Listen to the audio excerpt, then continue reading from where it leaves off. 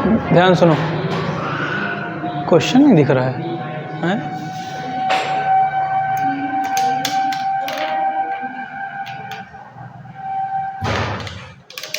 चलो देखो इधर, तो अब देखो करना क्या है, आपको पता है कि x की वैल्यू निकालनी है, क्या निकालना है?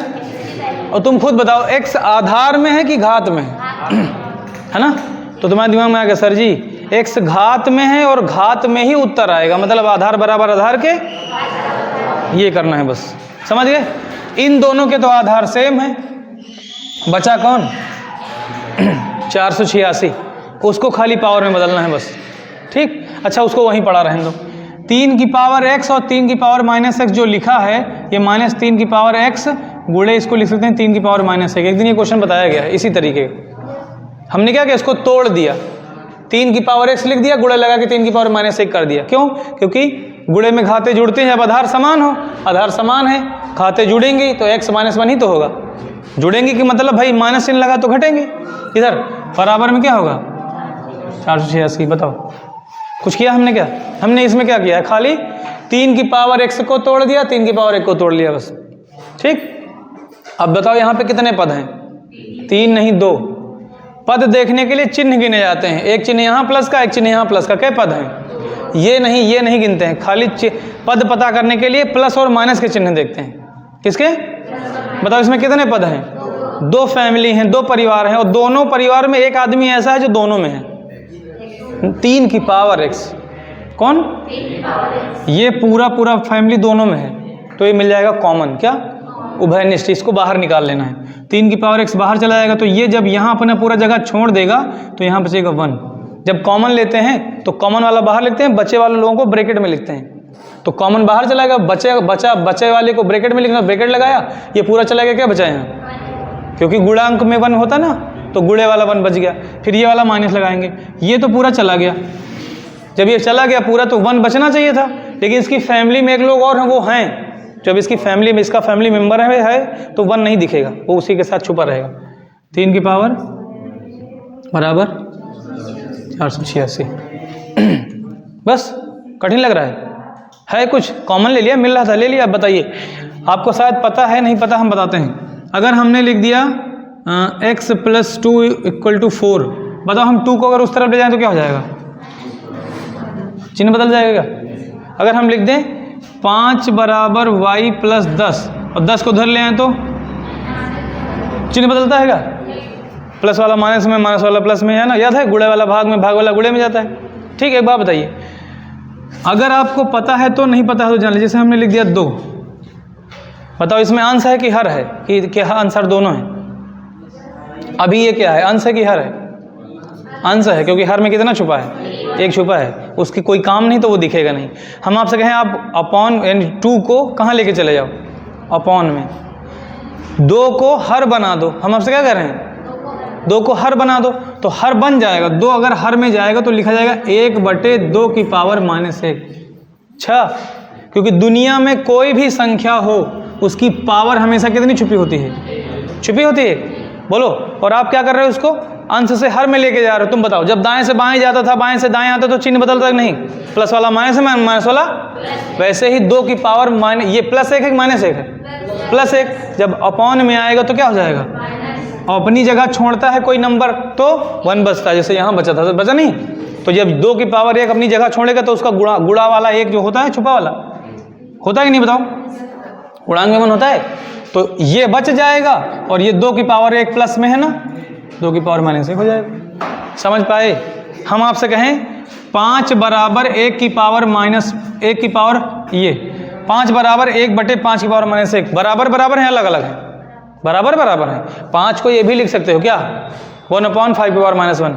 जैसे हम यहाँ लिख दें 10 की पावर 2, या फिर लिख दें 1/10 की पावर -2। गलत है, सही है? दोनों बराबर हैं, चाहे ऐसे लिख दो चाहे ऐसे लिख दो। क्लियर हुआ? जैसे हम लिख दें कहीं पे, हमने यहाँ लिख दिया 5/1/100 की पावर -2। हम आपसे कह रहे हैं भैया इका ऊपर लेके जाओ तो क्या लिखी हो? प्लस, माइनस वाली पावर प्लस हो जाए। समझ गए? तो कोई भी नंबर अंश से हर में या हर से अंश में जाता है तो उसकी जो पावर का चिन्ह होता है वो बदल जाता है। प्लस होगा तो माइनस। तो देख लो यहाँ 3 की पावर x 1 माइनस 3 की पावर माइनस 1 1/3 बोलो ना, क्योंकि यहाँ आएगा तो छुप जाएगा। नहीं समझे? बोलो भैया। बराबर में क्या आएगा? 486। ये देखो देखो सबका दुरुस्त कर लें। 3 एक कम, 3 में से 1 गया, 2/3 बस बराबर 486। हमने आपसे कहा था कि अगर कोई नंबर ब्रैकेट में अकेला बचता है अपने आप हट जाता है। क्या अपने आप हट जाएगा? तो निशान कौन सा लगेगा? गुणे का। ठीक, एक ठीक। तो ये हो जाएगा 3 की पावर x, ठीक, गुणे, ये बन गया ना। अब आपको पता है सर जी 2 गुणे में है बटे में चला आएगा, 3 जो है बटे में है कहाँ चला जाएगा? गुणे में चला जाएगा। 3 की पावर x बराबर 486 के ऊपर कौन जाएगा? बगल में 3 और अपॉन में कौन आएगा? 2। ये देखो ये कट जाएगा, 2 दूना 2 चौके 2 तैया 6 हो जाएगा। बोलो एक सेकंड बस। 3 की पावर x बराबर 243 ये आया और 3 एक ये वाला आया। ठीक, 243 के गुणनखंड कर लो। बोलो ना, क्योंकि आपको आधार में 3 बनाना पड़ेगा, तभी तो कहोगे कि आधार बराबर आधार के तो घात बराबर घात के। अगर आपको ये सुख प्राप्त करना है कि आधार बराबर आधार के घात बराबर घात के, तो इसको क्या करो? पावर में बदलो। 243, 3 अट्ठे 24, 3 एक कम 3, 3 दूनी 6, 3 सत्ते 21, 3 नवा 27, 3 नवा 27, 3 तरह की 3 एक कम कई बार आया? 5 बार। तो इसका मतलब 5 बार या गोरे की 6 बार। 3 की पावर x बराबर 3 गुणे 3 गुणे 3 गुणे 3 गुणे 3 गुणे 3, 3 3 6, 5 बार ये वाले 1 ये वाला हो गया। चाहे ऐसे लिख दो और चाहे लिख दो 3 की पावर x बराबर 3 की पावर, बस आधार बराबर आधार के, तो x बराबर क्या आएगा? लो आंसर हो गया। कठिन लग रहा है? नहीं कर पाओगे? हो जाएगा, करो फटाक से फिर। तो ये कैसे लगेगा? हाँ, ये वैसे लगेगा जैसे आप कहना चाहो कह लो। ये क्वेश्चन कैसे लगेगा? एक एक लाइन पढ़ते जाइए, जो कहे वो करते चले जाइए, आपका उत्तर आपके सामने होगा। ठीक, इधर 3 संख्याओं में पहली संख्या दूसरी से दुगनी है। इन्होंने क्या कहा? 3 संख्याएं। कैलकुलेशन लगाओ रहा नहीं? 3 संख्या हो गई। कह रहे हैं पहली वाली जो है वो दूसरी वाली की दुगनी है। मतलब अगर यहाँ 2 होगा तो यहाँ 4 होगा, यहाँ 4 होगा तो यहाँ 8, 5 नहीं 8, दुगना करना। अगर यहाँ 10 होगा तो यहाँ 20, समझे? निकल जाता है इधर है, दुगनी है। और तीसरी से तिगुनी है। कौन? पहली वाली। पहली वाली संख्या तीसरी की 3 गुनी है और दूसरी की 2 गुनी है। तो एक काम करते हैं, पहले हम तिगुनी कर लेते हैं और तिगुनी करने के बाद आधी करने में आराम रहेगा। अब बताओ, हम आपसे कहें कोई संख्या है वो तिगुनी जब की तो 6 मिली। क्या मिली? समझ गए? तो किसका 3 से गुणा कराओगे तो 6 आएगा? ये 2 से हो सकता है ना। तो अगर हम यहाँ ये कह रहा और तीसरी से तिगुनी, हमने यहाँ क्या लिखा? x लिखा। तीसरी संख्या का तिगुना है ये। कौन? पहली संख्या तिगुना। यानी अगर यहाँ पे x होगा तो यहाँ कितना होगा? 3x। बोलो। और अगर यहाँ पे अभी आपने 2 कहा था ना, 2 कहा था ना, अगर यहाँ 2x मान लेंगे तो यहाँ, अब बताओ होगा ना दुगना? बोलो। तीसरी संख्या का दुगना है पहली वाली। और सवाल में क्या करा है? और दूसरी से दुगनी है। यहाँ जो कुछ भी है उसका दोगुना है ये। कब होगा दोगुना? यहाँ 3 होगा, यहाँ 3 होगा, 3 को 2 से गुणा करेंगे 6 आएगा, और 2 को 3 से गुणा करेंगे 6 आएगा। देखो ना, तीसरी संख्या का 3 गुनी है कि नहीं? तीसरी संख्या 2x है, 3 से गुणा कराया 6 आ गया। दूसरी संख्या का 2 गुना है कि नहीं? दूसरी संख्या 3x है, 2 गुना करो। बोलो, समझ गए? और फिर कह रहा है संख्याओं का औसत कितना है? फिर वही चीज का, हाँ, औसत से सवाल नहीं आता है। किससे आता है? अब बताओ कितनी संख्याओं का योग, कितनी संख्याओं का औसत 88 है? 3 का। अगर 3 संख्याओं का औसत 88 है, 3 से गुणा करा दोगे, योग मिलेगा नहीं मिलेगा? तो योग मिल जाएगा, योग मिल जाएगा कितना? 88 गुणे 3। बस वो तीनों संख्याएं यही तो हैं। मतलब कह रहे हैं अगर तीनों संख्याओं को जोड़ोगे तो कितना आएगा? 88 गुणे 3 आएगा। तो पहली संख्या 6x, 3x और 2x कितना आएगा? जोड़ो ना, योग चाहिए ना। इनके हिसाब से योग आएगा 3 अठे 24, 3 अठे 24, 2 इनके हिसाब से 264 आना चाहिए। हमारे हिसाब से हमारे पास 3 संख्याएं, इनको जोड़ लेंगे। 6x + 3x + 2x बराबर कितना? 11x आया। हमारे हिसाब से 11x आना चाहिए, इनके हिसाब से 264 आना चाहिए। दोनों आपस में क्या है? बराबर। x बराबर 264/11, 11 दूना 22, 11 चौक 44, x बराबर 24 आया। बताना क्या था? कर अब पहली संख्या और तीसरी संख्या के बीच में अंतर बताओ। पहली संख्या 6 थी, 6x थी ना, x रखोगे 6 गुणे 24, 24 छक्का 144, पहली मिल गई। पहली और तीसरी में अंतर बताना है, घटा के बताना है। और तीसरी वाली कौन सी थी? 2x, बोलो ना, तीसरी 2x थी, तो 2 गुणे x का मान क्या रखोगे?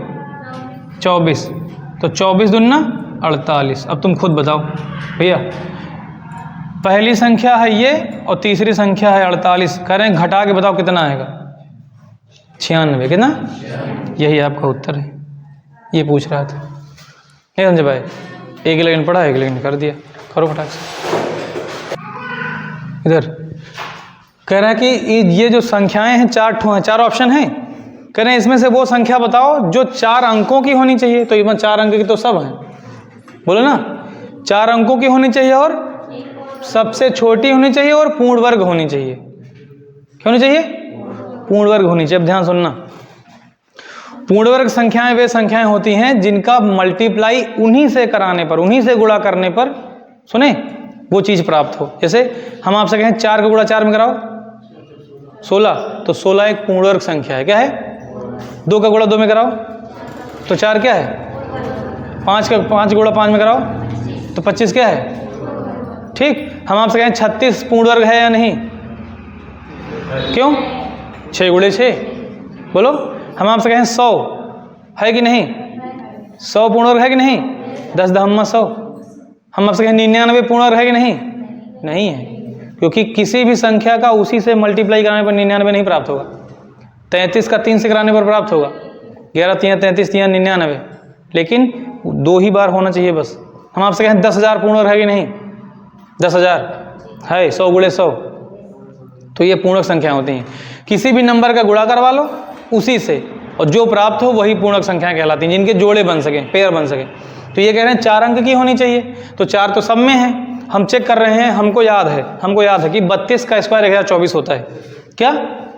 क्योंकि आपको पता है अगर 30 का स्क्वायर करोगे तो 900 आएगा, जिसमें 3 है तो अंक हैं, जबकि सवाल में क्या कह रहा है? 4 होने चाहिए। 31 का जब करोगे भैया, 31 का 1 1 कम 1, 1 3 3, 3 1 कम 3, 3 3 की 9, 1 3 3 की 3 3 6, और ये 961 ही आएगा, बोलो ना। 31 का स्क्वायर 961 ही आएगा। बचा कौन?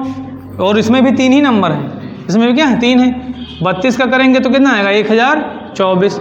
बस शुरुआत कर बे भाई ना है भाई। 31 का किया नहीं है, 32 का किया आ गया। यानी कि सबसे छोटी 4 अंक की, सबसे छोटी 4 अंक की पूर्ण वर्ग संख्या कौन सी है? खट से टिक कर देना, काम पता नहीं कर पाओगे, आगे चेक करने की जरूरत नहीं। क्यों? इधर देखो तो, क्योंकि इधर 1024 ज़्यादा है, 1048 ज़्यादा है, 1048 ज़्यादा है, बोलो ना। मतलब वो अगर किसी का होगा भी तो वो 32 से ज़्यादा ही का होगा, क्योंकि 32 गुणा 32 कराने पर 1024 आता है, बोलो। तो 1048 तभी आएगा जब 32 से ज़्यादा हो, लेकिन ये पूर्ण वर्ग है भी तो नहीं, ये पूर्ण वर्ग भी नहीं है। अच्छा, इसलिए हमने आपसे कहा था 30 तक जरूर याद कर लो। करो फटाक से करो, फिर एक क्वेश्चन और लिख दें कि दोनों सवाल हम कैसे लगाएंगे, कैसे लगाएंगे। एक एक लाइन पढ़ते जाइए, जो कहे वो करते चले जाइए, आपका उत्तर आपके। इससे आसान फॉर्मूला दुनिया में नहीं बना है हमारे हिसाब से, ठीक। कुछ पढ़ने की जरूरत नहीं है, ठीक, समझे पाए नहीं? बस ये फॉर्मूला आपको पता होना चाहिए। फॉर्मूला कौन सा लगेगा? और आपका उत्तर आपके सामने होगा। इधर सुनो भैया, चलो देखते हैं। हम हो गया है आसान लागत तरीका, नहीं ठीक रहा, नहीं ठीक करो आसान। कहा तो कब समझ में नहीं आता? अच्छा, आप लोगों से नहीं आता है क्या? तो हमसे कैसे आ जाता है? चलो देखो भैया, देखो इसी दिमाग नहीं, चलो ठीक है। इधर अच्छा देखना, अभी तुम लोग हाँ हाँ काहे करते हो, हाँ सही है सही है, तुम लोग जो कहा तो है तो हम खरीदे दे। देखो चलो सर इमस पढ़ो, सब लोग साथ ही पढ़ो, पहली लाइन पढ़ो। 40,000। तुम इन लोग कह रहे हो कि सर जी ए और बी का वेतन मिलाकर 40,000 है। तुम इन कहो ए और बी का वेतन, तुम कहो ना कि हम कहा ए और बी का वेतन मिला कर, यानी ए रुपया कमाता है, बी रुपया कमाता है, दोनों पैसा जोड़ दिए कितना हो गया। ए और बी मनाई के नाम ना है जुड़े, अच्छा ए रुपया कमाता है, बी रुपया कमाता है, महीने वाला वेतन जोड़ दिया कितना आया। पहली लाइन ओके हो गई। कह रहा है ए अपने वेतन का 85% खर्च करता है। तुम बताओ अगर तुम 85% खर्च कर दोगे बचेगा कितना तुम्हारे पास, ठीक कितना बचेगा। तुम ही कह रहे हो, हम नहीं कह रहे हैं। और एक बात बताओ, जो खर्च होता है वो जितना कमाते हो उसमें से खर्च करते हो कि कहीं अलग से, इनकम में से। तो ए की इनकम ए रुपया थी, इसने अपना कितना खर्च कर दिया, 85% खर्च कर दिया, तो बचा कितना 15। तो ए का 15% बच गया, यही तो बचा। ए के वेतन का 15% बच गया। बोलो। फिर कह रहा है बी अपने वेतन का 95 खर्च करता है। बी कितना कमाता है, बी रुपया कमाता है और अपने वेतन का 95 खर्च कर देता है, कितना बचता है, यानी बी का 5% बच गया, काम खत्म। और सवाल में कह रहा है कि जो बाद में बचत हुई है वो दोनों आपस में क्या है, बराबर। यदि उनकी बचत बराबर है, यानी ये वाली आपस में क्या है, काम खत्म। ए गुणे 15/100 है बराबर बी गुणे 5/100, ठीक, बटे में 100 कट गया दोनों तरफ। हमारे पास यहाँ बचा कितना, ए बराबर ए और ए गुणे 15 बी गुणे 5, चले एक तरफ, तो ए के बटे में बी चला गया क्योंकि गुणे में है ना ये, बराबर 5 के बटे में 15 चला गया, 5 एक कम 5 तियाँ, ए बटे बी बराबर 1/3। या फिर इसको लिख सकते हो ए अनुपात। अब इधर सुनो, पढ़ा रहा दी वैसे, जुगाड़ देखो बस खाली। किसका बताना था, ए का। तो ए के कई हिस्से हैं, ए का एक हिस्सा है, लेकिन कितने में से, 4 में से। समझे पाए। अगर नहीं जानते तो ऐसे कर लो, ए बटे बी लिखा है, इसको लिख सकते हो ए अनुपात बी। अपॉन का मतलब अनुपात होता है, बराबर 1/3। अच्छा, पहले ए लिखा है तो ए का कितना हिस्सा है, एक हिस्सा। बी का कितना हिस्सा है, लेकिन टोटल हिस्सा कितना है, 4। तो अगर ए का हिस्सा निकालोगे तो ए का हिस्सा 1 है और ए का हिस्सा बताना है, ए का ही तो बताना है। तो हम बताएंगे यहाँ से ए का हिस्सा है 1, लेकिन कितने में से, 4 में से। कितने रुपया बांटना है, 40,000। कितने में बंटवारा करना है, तो 4 दहम्मा 10,000 ये आया। 10,000 एक कम, पहले वाले निकल आया। 40,000 में ए का हिस्सा 10,000 है तो बी का कितना होगा, 30,000 हो गया। नहीं समझ पाए। अभी इसका निकालना है बी वाले का। तो बी के कितने हिस्से हैं, 3 हिस्से। कितने में से, 4 में से। जो रुपया बांटना है गुणा कराते हैं, बोलो। 4 दहम 10,000 तियाँ 3, 10,000 गुणे 3। देखो आवा कि नहीं आवा, बोलो। हिस्सा बांटना पता चल गया। एक बार और एक चीज़ और देख लीजिए जरा, इधर लगे हाथ। हिस्सा बांटने का एक तरीका और है, मतलब है तो इसी तरह, इसको हम और थोड़ा एक्सप्लेन करते हैं। मान लिया इसमें 2 लोग हो, कितने लोग हो, और 2 लोगों के बीच का जो अनुपात है वो 4:3 है। कितना है, कितना है, 4:3। और हम आपसे कह रहे हैं इन दोनों लोगों में 12,000 रुपये बांटना है। कितना बांटना है, 12,000 बांटना है। पहले वाले को कितना हिस्सा देना है, 4 हिस्सा, और दूसरे वाले को, तो ठीक तो है। पहले वाले का हिस्सा 4 है, कितने में से, 114,000 कर देते हैं। कितना, ठीक, इसको हम 14,000 कर दिए। कितने में से, 7 में से, ठीक। और कितना बांटना है, 14,000। 7 दूनी 2,000, चौके 8,000, बस। तो एक का हिस्सा 8,000 तो दूसरे का 6,000। बोलो ना, घटा के निकाल लेंगे। 14 में से 8 उनको मिल गए तो 6,000 उनको मिल गए। नहीं कर पाओगे, क्योंकि इसके बाद आपका जो चैप्टर आने वाला है अनुपात समानुपात, और उसमें एक आएगा आपका साझेदारी का, पार्टनरशिप का। मज़ेदार सारे चैप्टर जो बचे हैं सब मज़ेदार बचे हैं और आसान वाले बचे हैं, ठीक। तो आगे वो आपको ये सब सीखना पड़ेगा। समझ में आया, कर पाओगे। इधर देखिए, तो ये वाला सवाल कैसे लगी, हाँ, यक लाइन कैसे सुने, एक लाइन पढ़ते जाइए, जो कहे वो करते चलाइए, आपका उत्तर आपके सामने होगा। देखिए पढ़िए, ये वाला तुम लगाओ ना, वो वाला आप लोगों ने लगाया ना, ये हम लगाएंगे, एक लाइन हम भी पढ़ेंगे। ठीक, 4 क्रमागत अभाज्य संख्याएं हैं। क्या 4 संख्याएं हैं, वो लगातार हैं। क्या है, समझ गए? अब अगर हम डायरेक्ट कह दें कि पहली 2 है, दूसरी की 3 है, फिर अगली 5 है, फिर अगली 7 है, तो खराब लग जाए इनका भैया, बोलो ना। तो हम क्या करेंगे, इस क्वेश्चन को ऑप्शन से लगाएंगे। किसे? इन्होंने कहा कि 4 क्रमागत संख्याएं हैं, आरोही क्रम में है। आरोही क्रम मतलब बढ़ते क्रम में लिखी गई। ठीक, बढ़ते क्रम में लिखी गई हैं। शुरुआत वाली 3 को गुणा करते हैं तो कितना आता है? समझ गए? शुरुआत वाली 3 गुणा करते हैं तो ऐसे कर लेते हैं। हमने मान लिया 4 संख्याएं हैं, फर्स्ट, सेकंड, थर्ड और फोर्थ, और ये सब अभाज्य हैं। तो ये कह रहे हैं जब शुरुआत की 3 का गुणा करते हैं तो कितना आता है, और जब आखिरी वाली 3 का करते हैं 1001। समझे पाए? तो 1001 प्राप्त होता है। तो ये कह रहे हैं कि सबसे बड़ी वाली संख्या बताओ, कि सबसे बड़े वाले नंबर का उत्तर क्या है, सबसे बड़ी संख्या बताओ। समझ पाए? अब देखो कैसे करेंगे। पहला ऑप्शन क्या दिया है, अगर इनके हिसाब से आंसर पहला होगा तो सबसे बड़ी संख्या क्या होगी, ई जगह पर। समझ पाए हो? यहाँ का हुई। अब तुम बताओ 13 से पहले अभाज्य संख्या क्या होगी, 11। क्या समझ पाए हो? नहीं, 11 से पहले अभाज्य क्या होगी, कितनी? 9 नहीं भैया, कितनी? 7, क्योंकि 9 भाज्य संख्या। अच्छा, क्या होगी? 7। और इससे पहले क्या होगी, 5। बस काम खत्म। हम गुणा करा के देखते हैं। 5, 7 और 11, 5, 7 और 11, देखो बढ़ते क्रम में है कि नहीं सर? 5, 7, 11 गुणा करो। 5 × 7 × 11 कितना आवे चाहिए, तो 7 × 5 = 35 × 11, 11 × 5 = 55, 11 × 3 = 33, 5। हाँ, पहली वाली कंडीशन ओके, मिल गया ना। शुरुआत के तीनों का गुणनफल 385। आखिरी वाली 7 × 11 × 13, 7 × 11 × 13 करने पर क्या लाना है, 7 × 11 × 13। बोलो भैया, करें? 7 11 से 77 आएगा, 77 × 13, 13 7 91 के 1 हासिल है 9, 13 7 91 और 9 91 9 100। आखिरी के लास्ट के गुणनफल का आवा, आंसर क्या होगा? हम खत्म। नहीं समझ पाए? बोलो, कर पाओगे?